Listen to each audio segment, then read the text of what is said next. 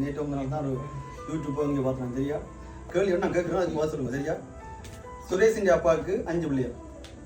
அதில் முதலாவது பிள்ளைக்கு பேர் 18, ரெண்டாவது பிள்ளைக்கு பேர் 22, மூன்றாவது பிள்ளைக்கு பேர் 33, நாலாவது பிள்ளைக்கு பேர் 44. அப்படின்னு சொன்னா அஞ்சாவது பிள்ளைக்கு என்ன பேர்? முதலாவது பிள்ளைக்கு பேர் 11, ரெண்டாவது பிள்ளைக்கு பேர் 22, மூன்றாவது பிள்ளைக்கு பேர் 33, நாலாவது பிள்ளைக்கு பேர் 44. அப்ப அஞ்சாவது பிள்ளைக்கு பேர் 55 இல்ல. சுரேஷின் அப்பாவுக்கு